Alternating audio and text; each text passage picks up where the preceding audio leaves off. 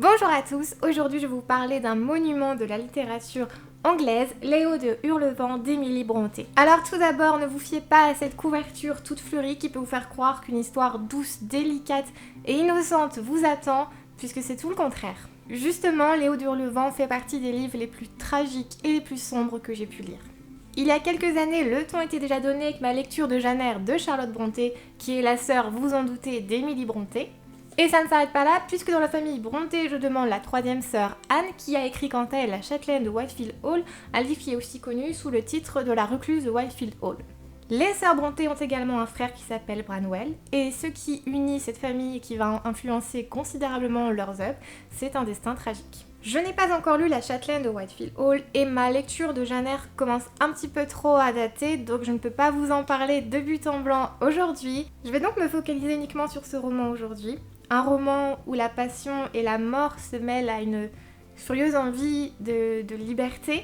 Et attention, il est considéré comme étant le plus grand roman d'amour de tous les temps par l'écrivain Georges Bataille.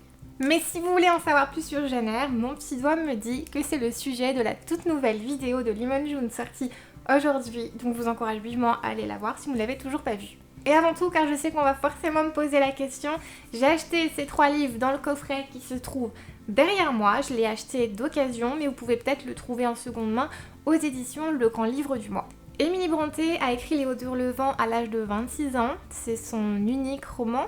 Et l'une des grandes énigmes en fait de cet auteur, c'est que c'est une femme qui vivait complètement recluse et qui n'a jamais connu les joies et les souffrances de l'amour. Donc on se demande comment elle a pu, avec autant de justesse, dépeindre les sentiments amoureux, la passion, le désespoir. Elle a pu vraiment retranscrire une relation destructrice alors qu'elle n'avait jamais ne serait-ce que frôlé une histoire d'amour. C'est un élément important en fait, je trouve, je vais pas m'attarder dessus, parce que de toute façon je vais pas m'attarder sur tout ce dont je vais vous parler parce que sinon ça va durer trop longtemps, mais ça montre qu'en fait il n'y a pas vraiment besoin d'expérimenter pour écrire. Et on sent quand même les influences d'Emily Brontë dans ce livre. Depuis qu'ils sont tout petits, en fait, la fratrie des Brontë est passionnée par les romans gothiques que leur lisait leur père. Et gothique est le mot qui correspond à ce livre, rien que le titre est inquiétant, et on va ressentir dans ce livre une atmosphère inquiétante, mystérieuse, et il y aura même des passages quasi mystiques et fantastiques. Dans Léo de Hurlevent, Emily Brontë va briser de tous les côtés l'image de la famille. Adieu protection, stabilité et bienfaisance, et bienvenue aux jalousies, à la rancune, à la violence et même aux pires tabous familiaux. Léo de Hurlevent est un roman de révolte, d'audace et de recherche de liberté où l'on oscille en permanence avec une folie qui va se gangréner tout au long des pages. Rien que le titre est équivoque, Léo de Hurlevent est un lieu réel qui se trouve dans le Yorkshire, mais le nom tout de suite nous évoque du coup des tempêtes tumultueuses qui vont déchaîner les passions, et ce sera bien évidemment le cas. Il y a beaucoup de personnages dans Léo de Hurlevent, mais le couple central c'est bien évidemment Catherine et Heathcliff, qui sont quasiment frères et sœurs. Effectivement, Heathcliff a été adopté par Monsieur Earnshaw à l'âge de 6 ans. On n'en sait pas vraiment plus sur sa vie, c'est ce que j'aime. Il y a beaucoup de mystères avec le personnage d'Heathcliff. Il semble être un bohémien qui a été abandonné par sa famille. Et donc Monsieur Earnshaw va le recueillir. Heathcliff va être très bien accepté par Catherine, avec qui il va nouer une relation très, très douce et très complice dès l'enfance. Mais par contre, ce ne sera pas le cas avec le grand frère qui se nomme lui Hindley. Là, il va y avoir vraiment une relation conflictuelle, très violente entre les deux garçons. Et lorsque le père, Monsieur Earnshaw, va mourir, forcément Hindley va devenir le maître de la maison et Heathcliff va en prendre complètement pour son grade. Hindley va devenir encore plus méprisant, méchant, et ça va pas cesser de se développer sa méchanceté, donc jusqu'à un certain moment, mais vous verrez pourquoi. Catherine et Heathcliff grandissent, et à l'adolescence, leur relation va devenir un petit peu plus ambiguë. Jusqu'à ce que Catherine en fait va décider de se marier avec Edgar Linton, qui est l'héritier de la plus grande, la famille la plus riche du coin. Voici pour le début de l'histoire, je ne vous ai rien spoilé. Ce livre vous réserve plein de surprises, plein de drames, l'arrivée de plein de nouveaux personnages. En fait, c'est une histoire qui va se dérouler sur 3 générations, ça va être extrêmement intense. Le récit sera de plus en plus sombre jusqu'à finir en apothéose avec une fin fantastique qui, là, elle, sera enfin symbole de paix. Personnellement, c'est un petit conseil que je vous donne. Je vous conseille en fait pendant votre lecture d'avoir un petit arbre généalogique que vous écrivez avec les relations entre les personnages, parce que c'est vrai qu'on peut très facilement se perdre. Ce que j'ai aimé dans ce livre et que l'on retrouve dans de nombreux romans du 19e siècle et dans de nombreux romans que j'affectionne particulièrement, c'est l'opposition des classes sociales. L'amour entre Heathcliff et Catherine va se développer à partir de la complicité de leur enfance. Là, ils se rendent pas forcément compte des différences qu'il y a entre eux. Dans le livre, on les suit très peu dans leur enfance, mais on devine vraiment une atmosphère bucolique, un petit peu comme une sorte de paradis, et tout le livre ensuite sera une quête de ce bonheur à jamais perdu. D'ailleurs, le prénom d'Heathcliff est très significatif et nous représente vraiment en fait cette image de la nature très présente dans ce livre, parce que si on le décortique, donc Heathcliff, le premier mot, ça vient de Heather qui signifie bruyère, et cliff, ça signifie falaise. Donc ça a un sens extrêmement lourd dans ce livre. Et pendant leur enfance, il n'y a vraiment aucune différence entre les deux, jusqu'à ce que Catherine commence à grandir et commence à s'intéresser à un monde plus beau, un monde plus mondain. En fait, Catherine était une enfant un petit peu sauvage, entre guillemets. Elle aimait bien courir, plonger dans la boue. Et en grandissant, elle a envie de porter des belles robes. Elle a envie d'être entourée de gens cultivés. Elle commence à se rendre compte qu'Heathcliff n'est pas forcément très distingué, qu'il est sale. Et à partir de ce moment-là, il va vraiment y avoir un affrontement entre les classes sociales qui va naître. Et c'est notamment pour ça que Catherine va décider de se marier avec Edgar Linton, alors qu'elle est elle-même consciente de son amour pour Heathcliff. Et à partir de cette trahison de Catherine, qui préfère l'ascension sociale au véritable amour, Heathcliff du coup va se venger. Et ce sera pas de la petite vengeance, ce sera vraiment très pervers, très cruel. Je ne vais pas vous énumérer les vengeances d'Heathcliff, il y en aura plusieurs. Mais attendez-vous à beaucoup de cruauté, de violence physique, mais aussi de violence psychologique. Par contre, dans ce récit, et c'est pas ce que je veux laisser paraître avec ce que je dis, on tombe pas dans un récit manichéen, Heathcliff le méchant, Catherine la gentille. Vous verrez que... Enfin, vous verrez.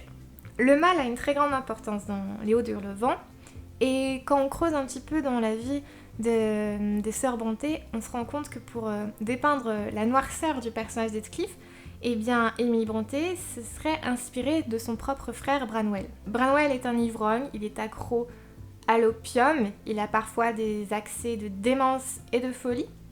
Ce personnage peut aussi faire penser à un autre personnage du livre, à Hindley. Et Branwell se considérait lui-même comme un diable, comme l'atteste une lettre qu'il aurait soi-disant, je ne sais pas si c'est vraiment vérifié, qu'il aurait soi-disant écrit face à Émilie Brontë. Et donc dans cette lettre, il aurait écrit « Quant aux jeunes personnes, j'en ai une sous les yeux, maintenant, assise juste en face de moi, jolie, avec des yeux bleus et des cheveux sombres, une douce enfant de 18 ans, elle ne se doute pas que le diable est si près d'elle. » Et ce penchant pour la destruction et pour le mal se retrouve avec beaucoup de justesse et de précision dans le personnage d'Heathcliff. Léo de Hurlevent est un très très très bon livre, rempli de puissance et de tourments. Je peux pas dire en fait que pour moi ce soit la plus belle histoire d'amour, parce que tout n'est que souffrance et misère, et ça donne pas envie du coup, mais c'est l'histoire d'amour la plus fascinante, la plus macabre que j'ai pu lire. Et les fleurs de cette couverture en fait se retrouvent mais complètement emportées par ce souffle macabre et sombre qui a tout dévasté sur son passage. Ce livre est une grosse surprise et un chef-d'œuvre qui a dépassé mes attentes. Je m'attendais en fait à aimer Léo de Hurlevent, mais je m'attendais pas à ça. Je m'attendais en fait à un roman type Jane Austen. Je vais en parler après. Il y a beaucoup de modernité dans ce livre, ne serait-ce que dans la construction du récit, puisqu'il n'y a pas moins de 4 narrateurs en fait pour raconter l'histoire avec des récits qui s'enfilent les uns dans les autres. Mais c'est moderne également dans la description des rapports entre les personnages et de la vision qu'Émilie Brontë avait de l'espèce humaine. L'histoire n'est pas forcément facile à suivre parce qu'on peut très facilement s'y perdre, hein. Il faut quand même rester concentré, mais c'est également pas facile à suivre parce que c'est dur psychologiquement. Et quand on ressort de ce livre, en fait, hanté, c'est le mot. Émilie Brontë va véritablement y faire apparaître tout ce qu'il y a de plus sombre en l'homme, et on assiste à une sorte de combat entre la bestialité et la civilisation, avec du coup comme lieu de ce combat Léo de Hurlevent. On se surprend à s'attacher à des personnages, mais également quelques pages d'après elle est méprisée, elle est détestée, elle est hurlée dessus. Et ce que j'aime particulièrement, c'est que chaque personnage, même les personnages secondaires, sont extrêmement complexes. Et chaque personnage, même secondaire, pourrait avoir un roman tragique à lui seul. Là, en tête, je pense au fils d'Inley. Je trouve que c'est la vie la plus cruelle que j'ai pu jamais voir de ma vie. Et ça donne vraiment des frissons. Mis à part peut-être Nelly, il n'y a aucun personnage positif qui apporterait de la lumière et de l'optimisme dans ce livre, mais n'y voyez vraiment pas des clichés larmoyants. C'est vraiment très juste, très complexe, très bien travaillé, et par contre ça fait vraiment peur en la nature humaine. Je n'avais jamais rien lu de tel, j'ai pas l'impression, ou alors c'est parce que j'étais trop jeune ou ma lecture date d'il y a trop d'années, mais j'avais pas l'impression d'avoir été autant bouleversée par Jane Eyre. En fait, comme je vous le disais, je m'attendais avec ce roman à un petit peu un roman type Orgueil et préjugés ou Raison et sentiments de Jane Austen. Dans les romans de Jane Austen, il y a une part de drame, mais il y a également pas mal d'optimisme et de légèreté. C'est quand même des romans très agréables à lire. Mais là, c'est quand même super dur. Si je m'en réfère du coup à mes propres lectures, je pourrais comparer ça à ce que j'ai déjà pu lire de Thomas Hardy. Je vous avais déjà parlé de Tess d'Uberville, qui n'est vraiment pas joyeux. Et il faut aussi que je vous parle du livre Les yeux bleus. Et j'ai lu aussi qu'Emily Brontë se rapprocherait pas mal de Virginia Woolf. Donc je pense qu'il serait temps que cette année, je me mette enfin au livre de cet auteur, parce que je voudrais vraiment la découvrir. J'ai déjà mis dans ma liste Les Vagues, mais si vous avez des livres à me conseiller de Virginia Woolf, je vous attends. L'avantage des classiques, c'est qu'ils ont souvent été adaptés pour le cinéma. Et là, en une semaine, ce n'est pas moins de 2-3 films que j'ai regardés sur Les Hauts de Hurlevent. Je suis super contente puisque les 3 films que j'ai vus sont spectaculaires. Donc, bien entendu, il y a quand même une part de déception parce qu'ils ne peuvent pas retranscrire à 100% l'œuvre d'Emily Brontë. En même temps, c'est très difficile quand même. Quand on aime un livre, on est tout le temps déçu de voir que on retrouve pas tous les éléments. Et là, attendez-vous quand même avec les livres avec les films dont je vais vous parler, à ce que des pans entiers de l'histoire soient complètement rayés. Mais du coup, en mettant de côté cet élément, ce sont quand même 3 magnifiques films qui m'ont permis de m'imprégner à nouveau de l'atmosphère sombre et mystérieuse des Hauts de Hurlevent. J'en ai sélectionné que 3, il y en a beaucoup, et je me suis basée uniquement sur les noms des réalisateurs et sur les affiches. J'ai commencé par l'adaptation américaine de William Wyler qui est sortie en 1939. Ce qui m'a totalement transportée là avec ce film, c'est le choix des acteurs, et notamment l'actrice qui joue Catherine, qui m'a bluffée et terrifiée, puisqu'on sent véritablement dans son regard, en une seconde, on sent en fait la folie qui apparaît. Par contre, j'ai un petit peu moins accroché au personnage d'Heathcliff qui était un peu plus fade et creux, c'était pas forcément ce à quoi je m'attendais. Mais l'ambiance, dès les premières secondes, c'est terrifiant et sombre comme ce que je voulais. Par contre, c'est sûr, c'est un film des années 30, donc c'est un peu plus édulcoré, mais bon, c'est normal, c'est pour répondre au code cinématographique de l'époque. Ensuite, j'ai vu l'adaptation mexicaine de Buñuel qui est sortie en 1954. Cette adaptation, c'est celle que je redoutais le plus. J'avais peur qu'elle soit un peu trop violente. Finalement, ce sera la 3e, je vous en parlerai après. Finalement, non, puisque Buñuel a mis l'accent dans ce livre sur les passions. Et c'est vrai que je trouve que c'était un bon angle parce que c'est pas évident, je trouve, de faire retranscrire l'ambiance, le climat déjà britannique au Mexique. C'est pas du tout la même chose, donc l'ambiance est très très très différente. Donc faire ressortir vraiment la passion, c'était vraiment, là c'était exacerbé au maximum, mais c'était très bien fait. Je termine par l'adaptation que j'ai préférée et qui me glace le sang encore là, au moment où je vous parle, puisque j'ai fini de regarder le film il y a seulement 2 heures. Donc là, il s'agit de l'adaptation britannique sortie en 2011 par Andrea Arnold. Donc on a fait un énorme grand écart entre les 2 précédents films et celui-ci. Il y en a d'autres qui sont sortis entre-temps, mais les affiches ne m'inspiraient pas confiance, donc je suis directement passée à celui-ci. Pour moi, c'est le film le plus fidèle à l'œuvre originale. C'est dans celui-ci que je me suis le plus retrouvée. Et on y voit vraiment la misère et la déchéance à son paroxysme. Même au-delà de la simple adaptation cinématographique, c'est un film qui se distingue par sa réalisation et par son audace. mais également par son côté très dérangeant. C'est un film qui ne répond pas au code cinématographique qu'on a l'habitude de voir. Il y a très peu de dialogue. Il n'y a pas du tout de musique, excepté au générique de fin. C'est surprenant, mais ça fait du bien. Et c'est beaucoup dans la contemplation. Donc forcément, la nature est le personnage principal de ce film. Mais ne vous attendez pas à un très beau tableau. C'est morbide. C'est cru, c'est brut, c'est sans filtre. Même parfois un peu poussif. C'est à la limite de l'insoutenable parfois. Mais c'est ce que j'aime avec le cinéma, j'ai besoin quand même de sortir de ma zone de confort. Mais c'est un film violent, donc je préfère vous avertir, parce que surtout que l'actrice principale, qui est jouée par Kaya Scodelario, je ne sais pas si je prononce bien son nom de famille, est abonnée maintenant au blockbuster américain, et c'était l'une des actrices de la série Adolescents. Donc peut-être que le choix de cette actrice peut vous laisser croire que le film est accessible, mais non. Et c'est pour ça que je préfère insister là-dessus. Il peut être assez difficile à supporter et je préfère vous prévenir si vous êtes sensible à la violence de passer votre tour. Et quand je parle de violence, je parle d'agression, je parle de viol, je parle de torture animale, je parle d'une ambiance très morbide. Je sais, je vous vends du rêve. Et puis en plus d'être violent, c'est un film déconcertant comme je vous l'ai dit plus haut.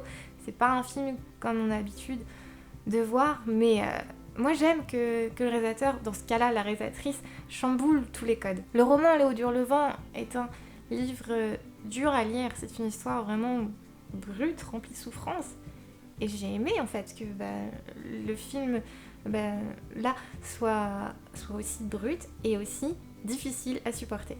Voilà, je me suis focalisée uniquement sur ces 3 adaptations qui du coup dans l'ensemble m'ont complètement convaincue, même si, et j'insiste, ça ne représente pas du tout vraiment l'ensemble du génie de l'œuvre des Hauts d'Hurlevent. Et c'est vraiment un livre que je vous conseille de lire absolument. J'espère que vous aurez apprécié cette vidéo. C'est très difficile de faire une vidéo sur un classique comme ça parce que forcément il faut faire des choix, il y a une tonne de choses à dire et j'ai l'impression vraiment d'avoir rien dit, mais j'espère que même si ce que j'ai dit c'est pas à la hauteur du livre, j'espère que je vous aurai convaincu de le lire. Avant de vous dire au revoir, du coup, je vous conseille une nouvelle fois d'aller voir la vidéo de Lemon Jaune. Et quant à moi, je ne sais pas encore exactement lorsque je vous retrouverai. Je déménage très bientôt, je ne sais pas encore quand j'aurai internet, si je l'aurai dès que j'arriverai. Donc pour l'instant, je ne préfère pas m'avancer. En tout cas, je vous fais plein de bisous et je vous dis à bientôt.